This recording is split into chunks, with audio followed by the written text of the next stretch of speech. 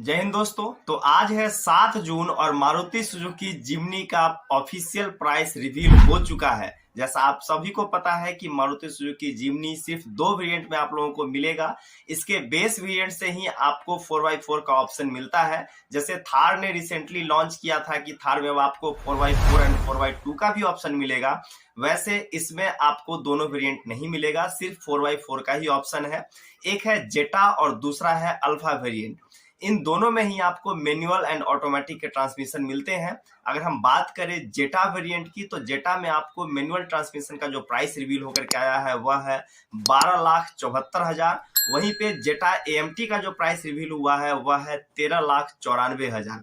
बात करें alpha variant की, तो अल्फा वेरिएंट में आपको मैनुअल ट्रांसमिशन का कॉस्ट पड़ रहा है 13,69,000 और अल्फा के एएमटी वेरिएंट का कॉस्ट पड़ रहा है 14,89,000 रुपए। अल्फा डुअल टोन जो कि 2 कलर में आपको मिलेगा, उसके मैनुअल ट्रांसमिशन का कॉस्ट ऑफिशियली जो रिवील होकर के आया है वह है 13,85,000 रुपए और अल्फा एएमटी का जो प्राइस रिवील होकर के आया है वह है 15,05,000 रुपए।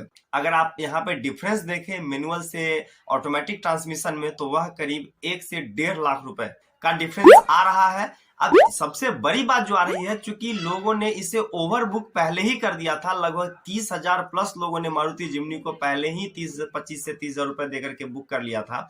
मुझे लगता है कंपनी अब इसका फायदा उठा रही है। अगर आप थार के देखें तो थार में डीजल इंजन आता है, तब जाकर के उसका प्राइस 16 से 18 लाख रुपए पहुंचता है। ये जो प्राइस मैंने आपको मेंशन करके बताए हैं, ये सारे एक शोरूम प्राइस हैं। तो इस पे जब आरटीओ, रजिस्ट्रेशन, इंश्योरेंस सारी चीजें जुड़ेंगी ना, तो यह भी करीब 16 से 18 लाख के रेंज में पहुंच ही जाएगी। अब मेजर डिफरेंस यहाँ पे ये बनता है कि जिम्नी आपकी सिर्फ पेट्रोल इंजन में आ रही है, तो उसका माइलेज कम होगा ही होगा, और जब पेट्रोल इंजन की बात होती है तो उसका प्राइस भी कम ही होता है।